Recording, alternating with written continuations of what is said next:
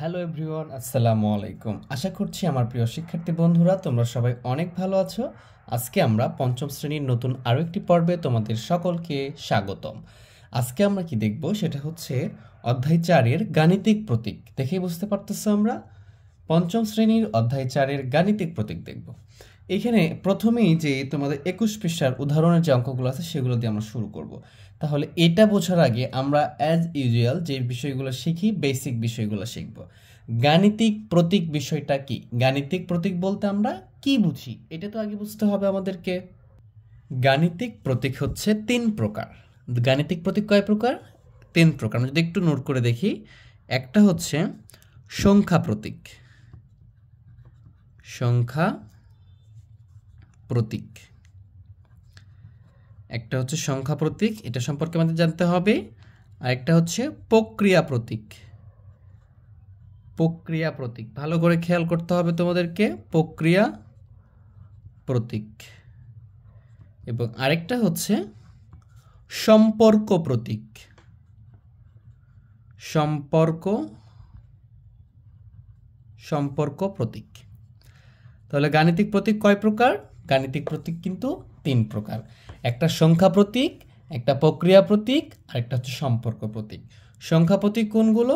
এই যেগুলো আমরা লিখি যে 1, 2, 3, 4 এই অঙ্কগুলো লিখি, 10, 12, 13, 14, 15 যতগুলো সংখ্যা আছে প্রত্যেকটা সংখ্যাই সংখ্যা প্রতীক হিসেবে বিবেচনা।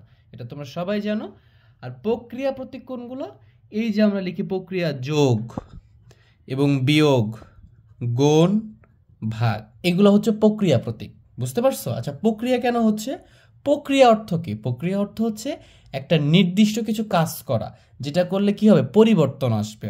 যেমন আমি যদি এখানে খেয়াল করি 2 যোগ 3, দেখো এই দুটো যোগ করলে কত হয়ে যায়? 5 হয়ে যায়। দেখো এই দুইটা যোগ করে 5 হয়ে গেছে, মানে ইংরেজি লিখে ফেলছি। এটাই হচ্ছে প্রক্রিয়া। দেখো একটা প্রক্রিয়া করে এটা করছে। আমি যদি এখানে লিখি যে 6 - 2, তাহলে কত হবে? এটা 4। এই যে একটা প্রক্রিয়া হচ্ছে, একটা পরিবর্তন হচ্ছে, এটাই হচ্ছে প্রক্রিয়া।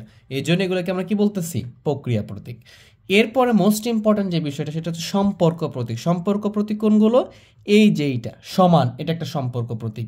এরপরে কি আমাদের যে ছোট চিহ্ন, এটাকে ছোট চিহ্ন বলি বা লেস দেন, এটা একটা সম্পর্ক প্রতীক। এই যেটাকে বড় চিহ্ন বলি, এটা একটা সম্পর্ক প্রতীক।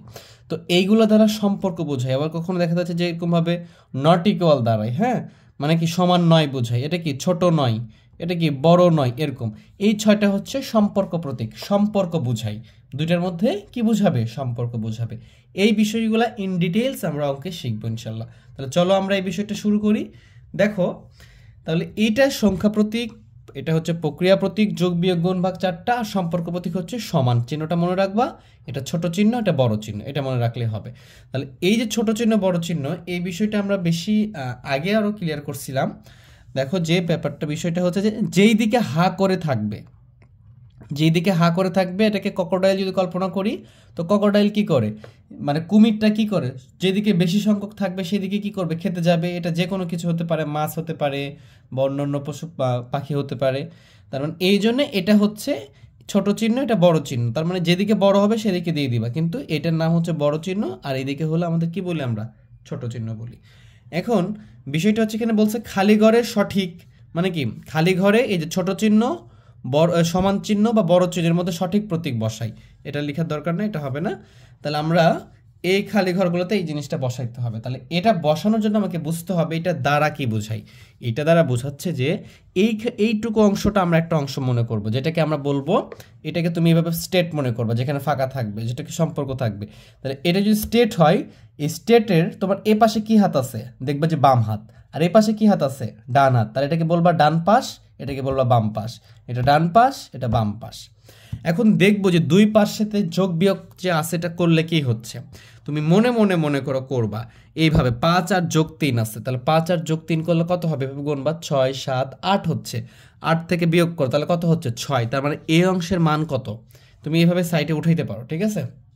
এভাবে উঠিয়েও করতে পারো, যে লিখতে পারো যে বাম পক্ষ, উঠানোর দরকার নাই, ঠিক আছে? আমি বোঝানোর জন্য লিখতেছি। তাহলে কত কত আছে এখানে দেখো, 5 যোগ 3 বিয়োগ 2, তাহলে কত আসছে এখানে? 8, আর বিয়োগ করলে 2 করলে কত হবে? 6। আর ডান পক্ষে কত হচ্ছে দেখো, জাস্ট চিহ্নটা বসায় দিব আমরা, হ্যাঁ, তাহলেই হবে। ডান পক্ষে কি আছে? 5 যোগ 5 বিয়োগ 2, তাহলে 5 আর 5 10 বিয়োগ করলে কত হবে 8। এখন খেয়াল করো, তার মানে কি এই যে এই পাশটা 8 আর এই পাশে 6 দুটো কি সমান? না, সমান না তো। এটা বড় আর এটা ছোট, এটা বড় এটা ছোট, তার মানে কি এইটা বড়, মানে কি ডান পাশ বড়, বুঝতে পারছো? তাহলে কি এই পাশটা কি বড় না? তাহলে আমরা এই দিকে দিয়ে দিব, ক্রোকোডাইলটা এই দিকে খেতে যাবে, মানে ছোট চিহ্নটা দিতে হবে এবং এটা এই দিকে থাকবে কারণ এটা বড়, বুঝতে পারছো? এইভাবে চিহ্নগুলো বসাইতে হবে। এখন খেয়াল করো এখানে গুণ ভাগ আছে, তাহলে আমরা জানি যে গুণ ভাগ থাকলে ভাগের কাজ আগে করতে হবে, গুণের কাজ পরে, অথবা গুণের কাজ আগে করো ভাগের কাজ পরে করো, বিষয়টা কিন্তু একই, কোনো সমস্যা নেই। কিন্তু যোগ বিয়োগ থাকলে গুণ ভাগ আগে তারপরে যোগ বিয়োগ। তাহলে এখানে যদি আমি ভাগ করি 7কে 2 দ্বারা ভাগ করা যায় না, তাহলে আমি গুণ করবো, 4 7টা কত হবে 28, ভালো করে খেয়াল করো, অথবা তোমরা সাইটে উঠাইতে পারো এইভাবে, ঠিক আছে? সাইটে নোট করতে পারো 4 7টা কত হচ্ছে 28, 4 আর 7 গুণ করো, মনে করো নাই 28, তাহলে 28 হয়ে গেলে 28কে 2 দ্বারা ভাগ করো, তাহলে কত হবে? এই যে দেখতে পাচ্ছি 14 হবে, আমাদের এভাবে 14 লিখবো ছোট করে, কি হবে 14 হবে, লেখার দরকার নেই, মাথায় রাখতে হবে এটা। এরপরে এখানে দেখো 4 6 24, 24কে 3 দ্বারা ভাগ করলে কত হবে 12 হবে, 24কে 3 দ্বারা ভাগ করলে 8 হবে, কত হবে 8 হবে। দেখো 4 আর 6 গুণ করো 24, 24কে 3 দ্বারা ভাগ করলে 8 হবে। তুমি যদি 6কে 3 দ্বারা আগে ভাগ করতা, 6কে 3 দ্বারা ভাগ করো, 3 2 6 2 হচ্ছে, 2কে 4 দ্বারা গুণ করো 8 হচ্ছে, একই ব্যাপার কিন্তু। তাহলে এই পাশে 14 হচ্ছে আর এই পাশে 8 হচ্ছে, বাম পাশে 14 ডান পাশে 8, তার মানে এটা বড়, তাহলে আমরা কি করব এই চিহ্নটা দিয়ে দিব। আশা করি বুঝতে পারছো, ঠিক আছে? এইবারে দেখো বড় একটা আছে, তাহলে এই বড়গুলো কিভাবে করতে পারে? তোমাদের যদি এভাবে সমস্যা হয় তোমরা এই ডান পাশ লিখে আমি যেভাবে উঠালাম না, এইভাবে উঠিয়ে ফেলবা। যদি আমি একটা বড় আছে আমি উঠে যদি ফেলি, দেখো কি কি আছে এখানে 3 নম্বরে, তাহলে আমি লিখি যে বাম পক্ষ, লিখি বাম পক্ষ। তো বাম পক্ষে কি কি আছে দেখো, এখানে দ্বিতীয় বন্ধনী বা সেকেন্ড ব্র্যাকেট দেওয়া আছে, তারপর প্রথম বন্ধনী 13 যোগ 5, এরপরে ভাগ 3, আবার দ্বিতীয় বন্ধনী ক্লোজ মানে বন্ধ, তারপরে 4। এখন এই বন্ধনী কাজ আগে করতে হবে, এই দুটো যোগ করলে কত হবে 18 হবে, 13 আর যোগ কত 18, ভাগ কত 3, দ্বিতীয় বন্ধনী দিয়ে দাও, বিয়োগ কত হচ্ছে, বিয়োগ করো 4 হচ্ছে, বিয়োগ করলে কত হচ্ছে, এটা বিয়োগ 4 আছে এখানে। এখানে দেখো ভাগ করো, 18কে 3 দ্বারা ভাগ করো 6 হবে, বিয়োগ 4 সমান সমান কত হচ্ছে এখানে 2 হয়েছে, কত হয়েছে 2 হয়েছে। এখন তুমি এই ডান পক্ষটা উঠাবা, ডান পক্ষ উঠিয়েও করবা, দেখবা যে কত আসতেছে, সাইটে করবা এগুলো, সাইট নোট, ঠিক আছে? আমি যদি ডান পক্ষ উঠিয়ে ফেলি, ডান পক্ষে দেখো 2 যোগ দ্বিতীয় বন্ধনী, এবার প্রথম বন্ধনী 9 বিয়োগ 6 বন্ধনী ক্লোজ, যোগ 4 বিয়োগ কত 12 দ্বিতীয় বন্ধনী। তাহলে আমরা কি লিখবো 2 লিখবো, যোগ এই দুটো বিয়োগ করলে কত হবে 3 হবে, গুণ দিব 4, ভাগ কত বিয়োগ কত 12, বন্ধনী দাও 2 যোগ এখানে দেখো কত হচ্ছে 12 বিয়োগ 12, তো 12 আর 12 বিয়োগ করলে কত হবে 0 হবে, তাহলে কত থাকবে 2 থাকবে। তাহলে এখানেও 2 থাকতেছে, দেখো ডান পাশেও আমাদের 2 থাকলো, বাম পাশেও 2, তাহলে 2 আর 2 কি একই জিনিস না, সমান না? তখন আমরা কি করব এই যে সমান চিহ্নটা বসাবো। তাহলে ভালো করে বোঝো, যদি এখানে আমাকে কি বলছে ছোট চিহ্ন সমান চিহ্ন বড় চিহ্ন ব্যবহার করে, এটার নাম বড়, তাহলে এই পাশে যদি কি হয়েছে দেখছি আমরা যে এই পাশে বড় হয়েছে, তার আমরা ছোট চিহ্ন ব্যবহার করছি, মানে এই পাশে দিছি, যেদিকে বড় হবে সেই পাশ করে দিবা। এটা বড় হয়েছে, এটা 8 হয়েছিল আর এটা 6 হয়েছিল, এরপর দেখতেছি এটা 14 হয়েছে, এটা বড় আর এটা ছোট, তার মানে কি এদিকে দিয়েছি, আর এই পাশেও 2 এই পাশেও 2, মানে দুই পাশে সমান হয়েছে, এই জন্য সমান চিহ্নটা ব্যবহার করছি। তো যখন 3টা বলবে তাহলে আমি এইভাবে ব্যবহার করতে পারবো। তাহলে আমরা যেটা করলাম এটা হচ্ছে সম্পর্ক চিহ্ন বসালাম এখানে, কিন্তু সমান ছোট বড়। এবারে বলছে খালি ঘরে যোগ বিয়োগ গুণ ভাগ বসাও, মানে কি প্রক্রিয়া চিহ্ন বসাইতে বলছে। তাহলে কিভাবে বসাবো দেখো, এখানে 12 ফাঁকা ঘর, এখানে কি বসাইতে হবে যোগ বিয়োগ গুণ অথবা ভাগ, এখানে ফাঁকা ঘর, এখানে এইগুলোর মধ্যে যে কোনো একটা বসাইতে হবে, এবং এইগুলা এমন সংখ্যা বসাইতে হবে এখানে 2টা চিহ্ন বসবে, 2টা ঘর ফাঁকা আছে মানে কি 2টা প্রক্রিয়া চিহ্ন বসবে, হয় যোগ অথবা বিয়োগ অথবা গুণ অথবা ভাগ, যে কোনো কিছু বসতে পারে। এবং এইটা যদি বসায় তাহলে এটা কি করতে হবে 1 বানাইতে হবে, বুঝতে পারছো? তাহলে কিভাবে করলে সহজ হবে মাথায় রাখো, 1 নিয়ে আসতে হবে। 1 মানে কি অনেক ছোট না? এখন যদি মনে করো তুমি এখানে যোগ চিহ্ন দাও তাহলে তো এটা অনেক বড় হয়ে যাবে, তার মানে যোগ দেওয়া যাবে না, কারণ কি কম মান নিয়ে আসতে হবে। আর কম মান কখন আসে, হয় বিয়োগ করতে হয় না হলে ভাগ করতে হয়, এইটা মাথায় রাখবা। তাহলে প্রক্রিয়া চিহ্ন যোগ বিয়োগ গুণ ভাগ, এই যোগ আর গুণ করলে কি হয় বেড়ে যায়, যোগ আর গুণ করলে কি হবে বেড়ে যাবে, আর বিয়োগ আর ভাগ করলে কি হবে কমে যাবে। তো এখানে কি করতে হবে কমাইতে হবে না, দেখো তো 1 আছে, তার মানে কি এখানে 12 4 2 এগুলো তো কমাইয়ে 1 নিয়ে আসতে হবে সমান, মানে এইটা যোগ বিয়োগ করে 1 হওয়া লাগবে, ঠিক আছে? তাহলে আমাকে কি করতে হয়, বিয়োগ ব্যবহার করতে হবে অথবা ভাগ ব্যবহার করতে হবে। ধরো প্রথমে আমি এখানে বিয়োগ দিলাম, যদি এখানে বিয়োগ দিই তাহলে এখানে 12 বিয়োগ 4, তাহলে 12 থেকে 4 বিয়োগ করলে কত হবে, 8 হবে। এই 8কে যদি আমি 2 দ্বারা বিয়োগ করি তাহলে কত হবে, 6 হবে। তাহলে কিন্তু 1 মিলতেছে না। যদি ভাগও করি তাও 2 হবে, মিলতেছে না। তাহলে আমি এখানে ভাগ করব। দেখো 12কে 3 দ্বারা ভাগ করো, কি চিহ্ন দিলাম, ভাগ চিহ্ন দিলাম। 12কে 4 দ্বারা ভাগ করো, তাহলে 12কে 4 দ্বারা ভাগ করলে কত হবে, 4 1 4, 4 2 8, 3 4 12, 3 হচ্ছে। এই দুটো ভাগ করলে কত হবে, 3 হবে। এখন 3 থেকে 2 বিয়োগ করে দাও, তাহলে কত হবে, 1 হবে। বুঝতে পারছো? আশা করি বুঝছো। যদি তোমরা বিষয়টা এরকম যে 12 ভাগ 4 বিয়োগ 2, তাহলে কত হয়, তুমি কি করবা, অবশ্যই তুমি আগে ভাগ করবা। তাহলে 3 4 12, 3 হবে বিয়োগ 2, এখন বিয়োগ কর কত হবে, 1। এই বিষয়টাই এটা, ঠিক আছে। এখানে 1 দিয়ে রাখছে, এটা কত হবে সেটা বুঝে আমাকে করতে হবে। এরপরে খেয়াল করো, এইখানে দেখো 6, এখানে 6, এখানে 12 আর এখানে 24, দেখো বেড়ে গেছে। এখানে যেগুলো ছিল তার চেয়ে কি আছে, এখানে বেশি আছে, 24 আছে। তার মানে কি করতে হবে, হয় যোগ অথবা গুণ, এটা করার পসিবিলিটি বেশি। আমি যদি 6 এর সাথে 6 যোগ করি তাহলে কত হবে, 6 আর 6 12, আর 12 সাথে 12 যোগ করলে কত হবে, 24 হবে। খুবই সিম্পল, করে ফেললাম। 6 এর সাথে 6 যোগ করো, 6 যোগ করো 12, 6 আর 6 12, 12 আর 12 কত হবে, 24, এবার গুনলে 24 হয়ে যাচ্ছে। খুবই সহজে পারতেছি আমরা। এরপর 3 নম্বরটা খেয়াল করো, 3 নম্বরকে 9, এখানে ফাঁকা ঘর 9, ফাঁকা ঘর 9, ফাঁকা ঘর 9। তাহলে এখানে কি চিহ্ন ব্যবহার করলে 80 হবে, এটা বুঝতে হবে আমাকে। আমি যদি এটার সাথে এটা গুণ করে দিই, 9 আর 9 গুণ করলে কত হবে, 81 হবে। তাহলে গুণ করে দিই, 9 আর 9 গুণ করলাম, কত হচ্ছে, 81। এখন খেয়াল করো, এই দুটো 9, 9 আর 9 ভাগ করলাম, তাহলে কত হবে, 1 হবে। আর এখানে বিয়োগ করে দিলাম, তাহলে 80 হবে। মানে বিষয়টা হচ্ছে এরকম, ভালো করে বুঝো যে আমি এখানে লিখতেছি যে, মনে করো 9 গুণ 9 বিয়োগ 9 ভাগ 9, এরকমটা বিষয়টা বুঝে বুঝে করতে হবে। এখন তোমার তো আগে গুণের কাজ করতে হবে, আগে ভাগের কাজ করতে হবে। তাহলে কত হবে, 9 আর 9 গুণ করলে কত হবে, 81, 81। বিয়োগ তো করা যাবে না, 9 আর 9 ভাগ করলে কত হবে, 9 এর ভিতরে 9 একবার যাবে, তাহলে কত হবে, 80 হবে। তাহলে এইভাবে বুঝে বুঝে আমাদেরকে করতে হবে। দেখো এই দুটো গুণ করলাম, যেহেতু বাড়াইতে হবে, তাহলে 9 আর 9 যোগ গুণ করলে কত হচ্ছে, 81 হয়েছে। যদি 81 হয়ে গেছে তার মানে কি 80 থেকে 1 কমাইতে হবে, এই জন্য এটা ভাগ করে এখান থেকে বিয়োগ করে দিছি, তাহলে 80 হয়ে গেছে। আশা করি বিষয়টা বুঝছো। আমরা এইভাবে আরও সমাধান করব, চলো দেখি এগুলা। দেখো আমাদের 21 পৃষ্ঠারই নিচে যে দুটো অঙ্ক দেওয়া ছিল, এখানেও কি ব্যবহার করতে বলছে, সম্পর্ক প্রতীক, মানে সমান হবে, মানে এই প্রতীকগুলো ব্যবহার করতে বলছে। যে এখানে কি বসবে, বলছে যে খালি ঘরে এটা বসবে না সমান বসবে না এইটা বসবে, ছোট চিহ্ন না সমান চিহ্ন না বড় চিহ্ন বসবে, এটা বসবে। তাহলে আমাকে কি করতে হবে, আমার প্রথম কাজটা হচ্ছে যে ডান পক্ষে কতটুকু, বাম পক্ষে কত কি আছে আর ডান পক্ষে কি আছে, এগুলো কি করতে হবে, এই যে যোগ বিয়োগ গুণ ভাগ করে দেখতে হবে, এখানে গুণ ভাগ দেখতে হবে। তাহলে কি দুই পক্ষে কি এপারে বড় হচ্ছে না এপারে বড় হচ্ছে না, দুইটা সমান হচ্ছে, এই বিষয়টা আমরা বুঝতে পারবো। তাহলে আমরা যদি এই পাশটা উঠিয়ে ফেলি, দেখো আমরা যে কোনো উপরে একটু জায়গা আছে, আমরা যদি উঠে ফেলতে পারবো এটাতে, এই পাশটা উঠিয়ে ফেললাম, ঠিক আছে। তাহলে এই পাশে কত আছে দেখো, এই 12 আর 3 কি হবে, গুণ হবে।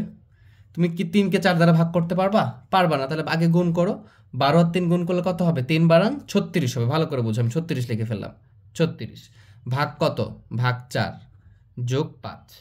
এবার 36কে তুমি ভাগ করো, তাহলে কত হবে, 9 হবে যোগ 5, 5 আর 9 যোগ করলে কত হলো, 14 হলো। তাহলে এই অংশটার মান হয়েছে 14। তাহলে আমি এখন এই অংশটার মানটা দেখি, এই অংশটার মান কত আসতেছে।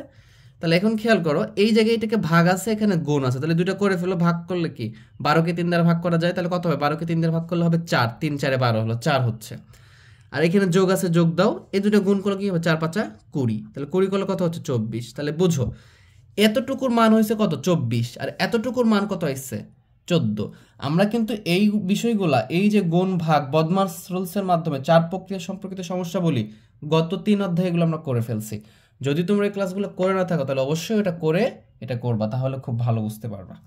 তাহলে যেহেতু এইটা বড় হয়েছে, মানে কি এই অংশটা 24 হয়েছে আর এই অংশটা হয়েছে কত, 14, তার মানে এটা বড়, তার মানে আমরা কি করব, এই যে বড় চিহ্নটা দিব, এদিকে করে দিব। বুঝতে পারছো? আশা করি বুঝতে পারছো। তাহলে এই অংশটা আমরা করব এখন। এই অংশটা কি করতে হবে, আগে এই পাশটা উঠাইতে হবে। আমরা ডান পাশ বাম পাশ লিখতে পারি, অথবা আমি জাস্ট উঠে ফেললাম। দেখো 48 লিখে ফেললাম, কি হলো দেখো 48, তারপরে ভাগ, ভাগ চিহ্ন দাও। এখানে দেখো গুণ আছে না, তাহলে গুণ করে ফেলো, 4 দুগুণ 8 দুগুণ কত হবে, 16, 16 থেকে যদি 8 বিয়োগ করো, দেখো এটা তো করবা, এগুলো ফার্স্টলি করতে শিখতে হবে এখন। 8 আর 2 গুণ করবা না এখানে উঠিয়ে, তাহলে একবারে গুণ করে লিখো, 8 দুগুণ 16, 16 থেকে 4 বিয়োগ করো, তাহলে কত হবে, তাহলে 12 হবে। 12। তাহলে ভাগ করলে কত হবে? এখানে 48কে 12 দ্বারা ভাগ করলে 48কে 12 দ্বারা ভাগ করলে হবে 4। কত হবে? 4। এবার এখানে খেয়াল করো, তুমি যদি 8কে 2 দ্বারা ভাগ করো তাহলে কত হচ্ছে? 4 হচ্ছে। 8কে যদি 2 দ্বারা ভাগ করো তাহলে কত হবে? 4 হবে। 8কে 2 দ্বারা ভাগ করলে 4 হবে। এই 4 দ্বারা যদি 48কে গুণ করো তাহলে কত হবে? 4 48 হবে, এটা হচ্ছে 196 হবে, 192 হবে। কত হবে? 192। সেখান থেকে যদি 4 বিয়োগ করো তাহলে কত হবে? 188। তাহলে দেখো এই মানটা 188, এটা অনেক বড় না? তাহলে আমরা এদিকে দিব, এটা বড় এই জন্য এদিকে দিব। এটা বড় হয়েছে, এটা ছোট হয়েছে। দেখো এটার মান হয়েছে ক্যালকুলেশন করে 4, আর এটার মান হয়েছে ক্যালকুলেশন করে 188। তাহলে এটা বড়, তাহলে এইদিকে দিয়ে দিলাম। তাহলে এইভাবে আমরা খুব সহজে এগুলো করতে পারবো। আচ্ছা, এখন আমরা একটু বই থেকে পড়ে বোঝার চেষ্টা করি, হ্যাঁ? তাহলে আমাদের জন্য সহজ হবে এবং ক্লাসের টাইম ডিউরেশনটাও ছোট হবে। খোলা বাক্য, খোলা বাক্য কি ভালো করে বুঝো। একটি বাক্যকে খোলা বাক্য বলা হয় যখন বাক্যটি সত্য মিথ্যা নির্ণয় করা যায় না। যদি সত্য মিথ্যা নির্ণয় করা না যায় তাহলে খোলা বাক্য। ভালো করে খেয়াল করো। আচ্ছা, কিভাবে যায় না এই বিষয়টা আমি আসতেছি, উদাহরণটা দিচ্ছি তোমাদেরকে। আগে বোঝো যে একটা বাক্য দেখে যদি আমরা গাণিতিক বাক্য, গাণিতিক বাক্য কখন হবে? যখন ওখানে সম্পর্ক চিহ্ন থাকবে। তাহলে যদি নির্ণয় করা না যায় তাহলে খোলা বাক্য। আর যদি ওটা নির্ণয় করা যায় সত্য মিথ্যা তাহলে ওটা হবে কি? গাণিতিক বাক্য বা বন্ধ বাক্য। আমি এটার একটু ডেফিনেশন লিখছি তোমাদের জন্য, দেখো। যখন একটি বাক্য সত্য না মিথ্যা সেটা নির্ণয় করা যায় তখন সেই বাক্যটিকে গাণিতিক বাক্য বা বদ্ধ বাক্য বলে, বন্ধ বাক্য বলে। একই কথা, গাণিতিক বাক্য আর বন্ধ বাক্য একই কথা। মানে সত্য মিথ্যা নির্ণয় করে যদি যায় তাহলে ওটা গাণিতিক বাক্য। ওটা কি বাক্য? গাণিতিক বাক্য। আর বাক্যটি সত্য মিথ্যা যাচাই করার জন্য অক্ষর প্রতীক বা বিশেষ প্রতীকের উপর নির্ভর করতে হয়, তখন তাকে খোলা বাক্য বলা হয়। এখন উদাহরণ কিভাবে দেখবো আমরা? দেখো যে বিষয়টা হচ্ছে এরকম। এইখানে যদি খেয়াল করো, 8 একটি জোড় সংখ্যা। আচ্ছা বলো তো, 8 কি জোড় সংখ্যা না বিজোড় সংখ্যা? অবশ্যই নির্ণয় করা যাচ্ছে। দেখো 0 0 বাদ দিই, 2 4 6 8 10 পাশাপাশি কি 0 2 4 6 এবং 8 এগুলো যদি এককে থাকে সেগুলো কি জোড় সংখ্যা হয়। তার মানে এটা একটা কি? এটা নির্ণয় করতে পারতেছি এটা সত্য না মিথ্যা। এটা সত্য কথা, তার মানে এটা একটা কি হবে? গাণিতিক বাক্য হবে। তাহলে লিখছি এটি গাণিতিক বাক্য এবং এটি সত্য। এরপরে খেয়াল করো, 9 একটি জোড় সংখ্যা। এটা তো 9 একটি জোড় সংখ্যা, কিন্তু না, 9 তো বিজোড় সংখ্যা। এটাকে দেখো, এটা আমি নির্ণয় করতে পারতেছি এটা সঠিক সত্য না মিথ্যা। এটা কিন্তু মিথ্যা, নির্ণয় করা যাচ্ছে। তো যদি নির্ণয় করা যায় তাহলে এটা একটা গাণিতিক বাক্য। তাহলে 9 একটি কি? গাণিতিক বাক্য, কিন্তু এটি মিথ্যা। ভালো করে বুঝো, সত্য বা মিথ্যা নির্ণয় করা গেলে সেটা কি হবে? গাণিতিক বাক্য হবে বা বন্ধ বাক্য হবে। যেহেতু নির্ণয় করতে পারতেছি তাহলে গাণিতিক বাক্য। যদি সত্য হলে সত্য, মিথ্যা হলে মিথ্যা। কিন্তু ক একটি জোড় সংখ্যা, ক এর মান আমরা জানি না। এটা একটা অক্ষর প্রতীক বা বিশেষ একটা অক্ষরের মাধ্যমে প্রকাশ করছি। ক হতে পারে জোড়, ক হতে পারে বিজোড়। যেহেতু এটি আমরা কি নির্ণয় করতে পারতেছি না, তাই লিখবো এটি একটি খোলা বাক্য, কারণ এটি সত্য অথবা মিথ্যা হতে পারে, যা ক এর মানের উপর নির্ভর করবে। আশা করি বুঝতে পারছো। আমরা দেখো নিচেরটা দেখবো, নিচের অঙ্কগুলো করব, একেবারেই ক্লিয়ার হয়ে যাবে ইনশাল্লাহ। নিচের বাক্যগুলোকে গাণিতিক বাক্যে প্রকাশ করি। এই বাক্যগুলোকে গাণিতিক বাক্যে প্রকাশ করি এবং খোলা বাক্য গাণিতিক বাক্য উক্তিটি নির্ণয় করি। তাহলে এক নম্বরটা দেখো, 5-এর সাথে ক যোগ করলে যোগফল 12 হয়। 5-এর সাথে ক যোগ করলে যোগফল 12 হয়, এটা লিখে ফেলবো। দেখো এক নম্বরটা দেখো, এক নম্বর কি বলছে? 5-এর সাথে, তাহলে 5 এর সাথে কি যোগ করব? ক যোগ করলাম। ক যোগ করলে যোগফল কত হয়? যোগফল হয় 12 বলছে, তাহলে লিখে ফেললাম 12। দেখো এই কথাটাই লিখছি যে 5-এর সাথে ক যোগ করলে, তাহলে 5-এর সাথে ক যোগ করছি, যোগফল 12। দেখো 5-এর সাথে ক যোগ করলে যোগফল 12 হয়। এখন ভালো করে বুঝো, এই কটা কি? ক এর মান কি জানি আমরা? এই জন্য ডেফিনেশন লিখছি। এই বাক্য সত্য না মিথ্যা এটা নির্ণয় করতে পারতেছে না, কারণ ক এর মানটা আমরা জানি না। এই জন্য বাক্যটি সত্য না মিথ্যা যাচাই করা জন্য অক্ষর প্রতীক বা বিশেষ প্রতীকের উপর নির্ভর করতে হয়, তাকে খোলা বাক্য বলে। দেখো এই যে অক্ষর প্রতীক ক একটা বিশেষ অক্ষরের উপর নির্ভর করতে হচ্ছে, এই জন্য আমরা এটা বলে দেবো। এটা কি লিখবো? যে অতএব বাক্যটি খোলা বাক্য। অতএব বাক্যটি, পরীক্ষা যদি এরকমটা আসে তাহলে এটা লিখবো, অতএব বাক্যটি একটি খোলা বাক্য। খোলা বাক্য, জাস্ট এটাই লিখলে এটার অ্যান্সারটা হয়ে যাবে। বুঝতে পারছো? এখানে বলছে যে খোলা বাক্য না গাণিতিক বাক্য, উক্তিটি নির্ণয় করো। তাহলে উক্তিটি নির্ণয় করে ফেললাম। এরপরে 2 নম্বরটা দেখো, 3-কে 4 দিয়ে গুণ করলে, 3কে 4 দিয়ে গুণ করলে গুণফল 12 হয়। তাহলে লিখে ফেলবো আমরা এটা। তাহলে 2 নম্বরটা কি দেখো, যে 3কে 4 দিয়ে গুণ করলে, 3কে 4 দ্বারা গুণ করলাম, গুণফল 12 হয়। তাহলে গুণফল কত হয়? 12 হয়। এটা তো অবশ্যই সমান দিয়ে লিখতে হয়। এখন খেয়াল করো, এটা সত্য না মিথ্যা নির্ণয় করা যাচ্ছে। দেখো 3কে 4 দ্বারা গুণ করে 3 4 12 হয়, এটা কিন্তু সত্য, নির্ণয় করতে পারলাম আমরা। ঠিক আছে, তাহলে আমরা লিখবো যে অতএব বাক্যটি গাণিতিক বাক্য। অতএব বাক্যটি গাণিতিক বাক্য, গাণিতিক বাক্য।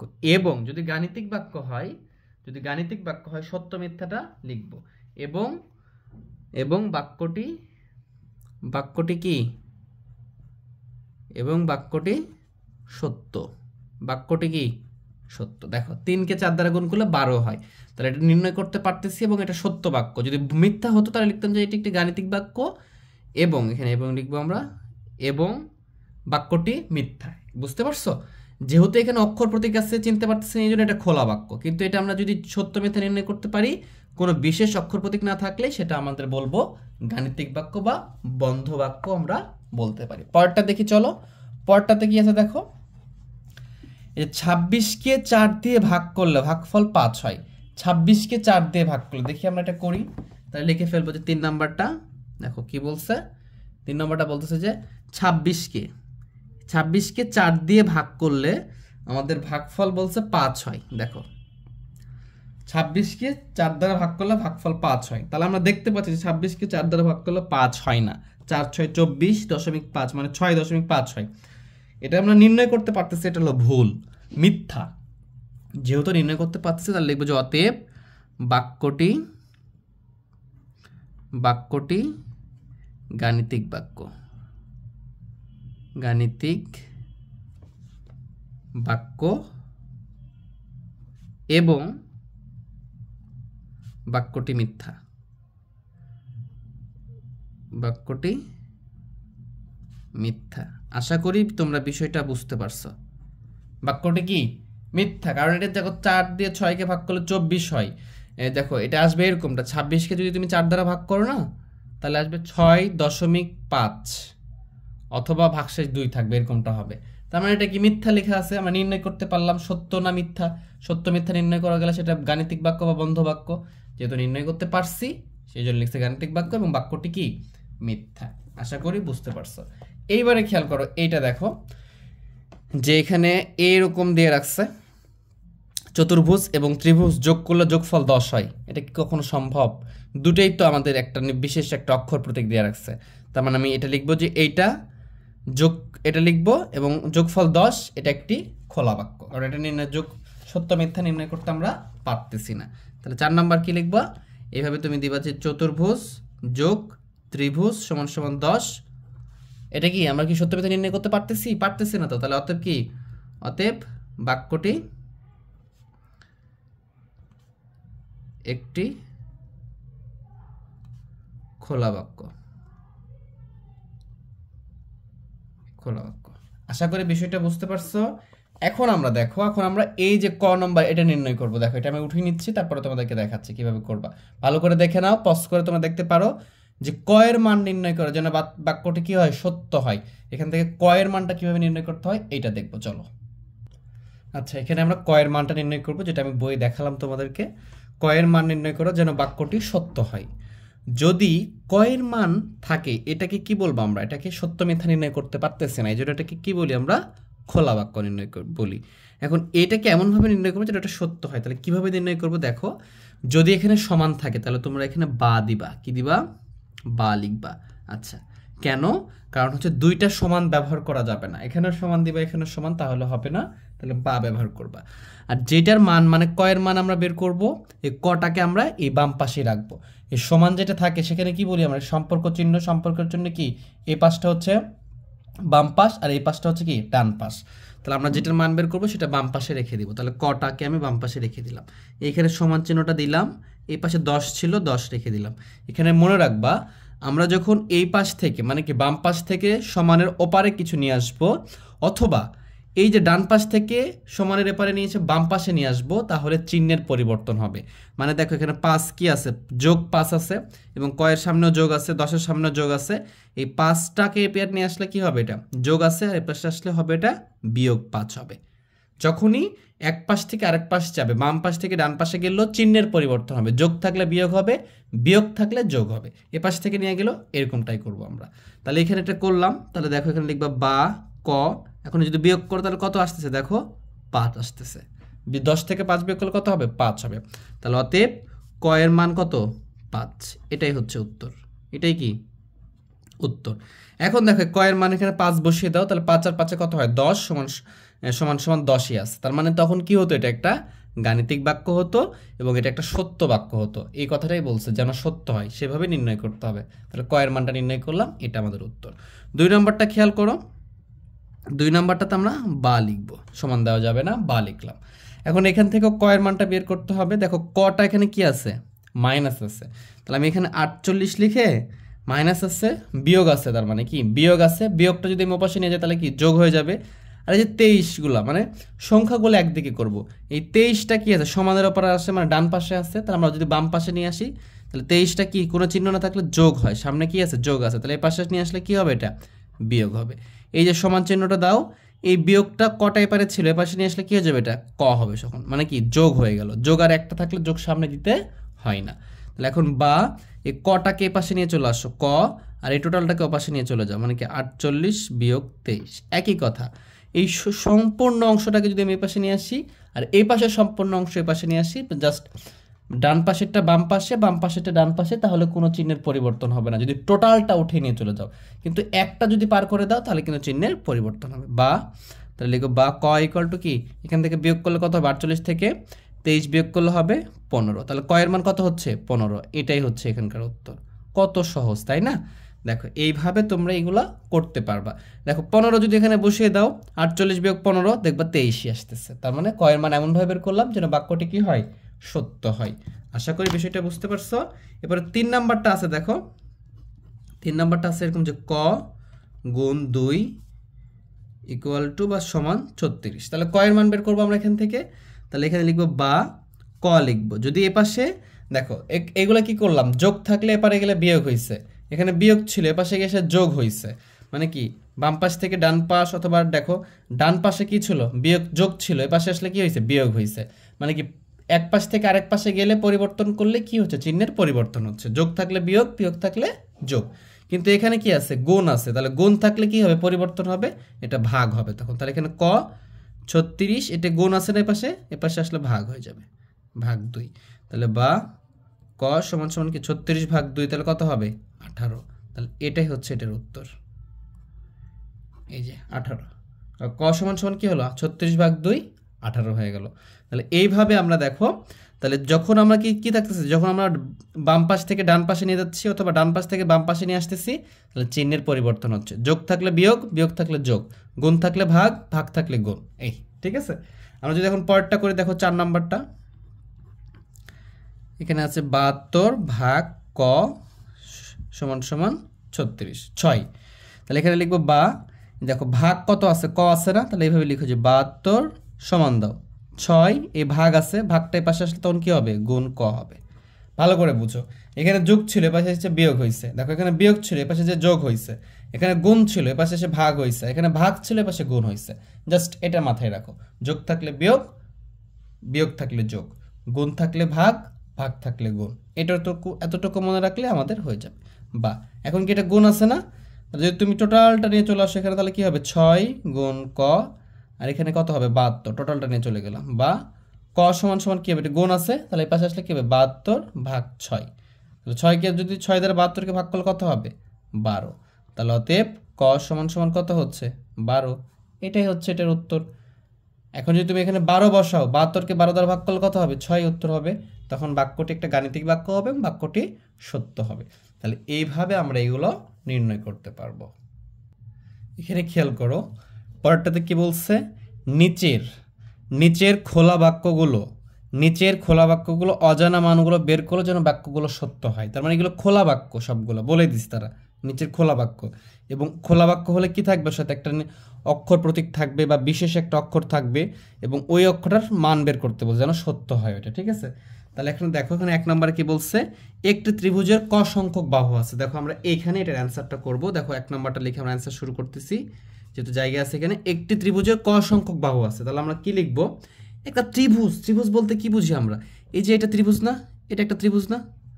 ত্রিভুজের মানে কি, একটা দুইটা তিনটা তিনটি আবদ্ধ বাহু দ্বারা, তিনটি আবদ্ধ বাহুর ক্ষেত্রফলকে কি বলে, ত্রিভুজ বলে। তাহলে 3টা বাহু আছে, তাহলে আমরা লিখবো যে আমরা জানি, কি লিখতে পারি, যে আমরা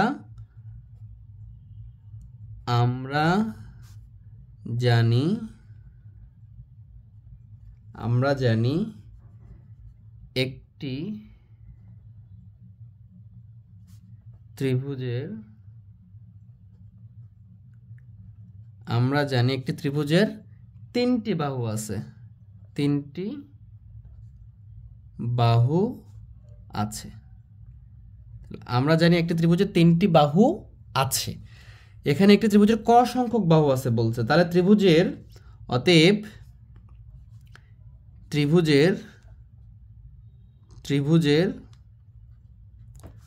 ক সমান সমান 3, ক সমান সমান কি 3 বাহু আছে, তাহলে এইভাবে আমরা খোলা বাক্যকে গাণিতিক বাক্যে প্রকাশ করতে পারি, বাক্যটা সত্য হবে। ক সমান সমান 3 লিখবে, এটাই হতো উত্তর। এরপরে খেয়াল করো, একটি বর্গের খ সংখ্যক কোণ আছে। একটি বর্গের খ সংখ্যক কোণ আছে। বর্গ কাকে বলে, যে চতুর্ভুজের 4টি বাহু সমান তাকে কি বলা হয়, বর্গ বলা হয়। তাহলে 4টা বাহু আছে, তার মানে কি, যে 4টা কোণ আছে, 4টা কি আছে, কোণ আছে। তাহলে একটি বর্গের খ সংখ্যক কোণ আছে মানে কি, আমরা লিখবো যে আমরা জানি একটি বর্গের 4টি কোণ আছে।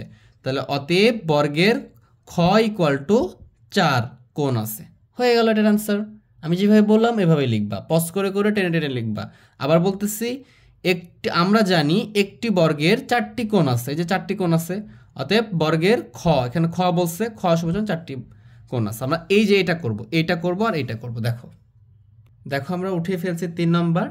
বলছে ক টাকার দ্রব্য কিনে 100 টাকা দিয়ে 45 টাকা ফেরত নেওয়া হলো। মানে তুমি কি করছো, ক টাকার জিনিস কিনছো, কিনে কি করছো, 100 টাকা দিছো, দোকানদারকে 100 টাকা দিয়েছো, দিয়ে 45 টাকা ফেরত না হলো, মানে 45 টাকা দোকানদার কি করছে, ফেরত দিয়েছে। তার মানে এটাকে আমরা দুইভাবে করতে পারি। দেখো এটার উত্তর লিখতে পারি বা সমাধান, এটা আমরা অনেকভাবেই করতে পারি। যদি দোকানদারকে তুমি 100 টাকা দাও, দোকানদারকে যদি 100 টাকা দাও, তো দোকানদারকে 100 টাকা দিলাম, 100 টাকা দিলাম। দোকানদারকে যখন 100 টাকা দিব, তখন আমি কত টাকার জিনিস কিনছি সেখান থেকে মাইনাস করে দিবে না, বিয়োগ করে দিবে না। আমি ক টাকা দ্রব্য কিনছি, তাহলে কটা কি করবে, বিয়োগ করে দিবে। বিয়োগ করে দিয়ে আমাকে ফেরত দিছে কত টাকা, 45 টাকা। এই তো 45 টাকা ফেরত দিয়ে দিচ্ছে। এখন ক এর মানটা এখান থেকে বের করলে আমার অ্যান্সারটা হয়ে যাবে। তাহলে আমি এখান থেকে বা লিখবো, অথবা তাহলে বা লিখলে কি হবে, এখানে 100, এটা এই পাশে আসলে কি হবে, সংখ্যাগুলো 1 দিয়ে করো, তাহলে কত হবে, 45, বিয়োগ হয়ে যাবে, যোগ আছে এই পাশে আসলে কি হবে, বিয়োগ হবে। আর কটা বিয়োগ আছে এই পাশে আসলে কি হবে, যোগ হবে, যোগ ক। তাহলে এখন দেখো এখানে বিয়োগ করলে কত আসবে, এটা বিয়োগ করলে 55। তাহলে ক সমান সমান কত হচ্ছে, 55। তাহলে অতএব ক সমান সমান 55। ঠিক আছে, 55টা বসিয়ে দাও, মানে 55 টাকা দ্রব্য কিনছো। ক টাকা দ্রব্য মানে কি, 55 টাকা দ্রব্য। বুঝতে পারছো? এটা কিন্তু আরেকভাবে করা যেত, এরকমটাও করা যেত। যেহেতু ক টাকা দ্রব্য কিনে 45 টাকা ফেরত দিছে, তাহলে আমরা এটা লিখতে পারতাম যে ক যোগ 45। এই দুটা, এটা কি দ্রব্য কিনেছি, এটা ফেরত দিচ্ছি, তাহলে দুটা মিলে কত হয়েছে, 100 এটা হয়েছে। তাহলে আমি যদি এখানে লিখি যে বা, ক রেখে দিলাম, 45টা পার করে দিব, তাহলে কি 100 যোগ আছে এ পাশে আসলে বিয়োগ হবে 45। তাহলে অতএব ক সমান সমান বিয়োগ করলে কত হবে, 55। একই উত্তর হবে। ঠিক আছে, আশা করি বুঝাইতে পারছি। 4 নম্বর বলতেছে যে খ সংখ্যক বিস্কুট 15 জনের মধ্যে 4টি করে ভাগ করে দেওয়া হলো।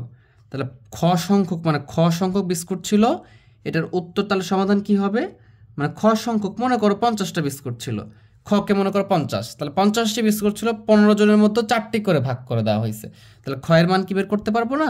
তাহলে কি করবে, প্রত্যেকে যদি 4টি করে পায়, তার মানে কি খকে, খ সংখ্যক বিস্কুট ছিল, ভাগ মানে কি, এই খ সংখ্যক বিস্কুটকে 4টি দ্বারা ভাগ করছে, অথবা খ সংখ্যক বিস্কুট 15 জনকে ভাগ করে দেওয়া হয়েছে। যেটাই লিখো একই কথা। যদি 15 জনকে ভাগ করে দিই, তাহলে প্রত্যেকে কতটি করে পাইছে, 4টি করে পাইছে।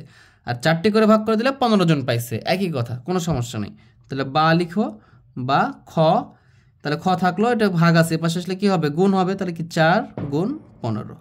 তাহলে অতএব খ সমান সমান কত পাইলাম আমরা 60। তাহলে বি স্কোর কতটি ছিল 60টি ছিল, এটাই হচ্ছে উত্তর। তাহলে কত সহজে আমরা এগুলো করতে পারবো, ঠিক আছে। তাহলে এইভাবে আমরা নির্ণয় করলাম। তো সামনের ক্লাসে আমরা অনুশীলনটা করব, এরপরে যে 23 এবং 24 পৃষ্ঠাটা আছে এটা তোমরা নিজেরা প্র্যাকটিস করো, আমার মনে হয় পারবা। যদি তোমাদের প্রবলেম হয় আমি মনে করি তাহলে আবার অনুশীলনী করার পরে পরের পর্বটা দিব, তোমরা পারবা বিষয়গুলো আমি যেভাবে শিখিয়েছি ইনশাল্লাহ পারবা। আর আমরা অনুশীলনটা সামনের ক্লাসে করব, তো সেই প্রত্যাশাই তোমাদেরকে রাখলাম। সবাই ভালো থেকো, সুস্থ থেকো, আর ক্লাসটা ভালো লাগলে সবার মাঝে শেয়ার করে দিও। আসসালামু আলাইকুম।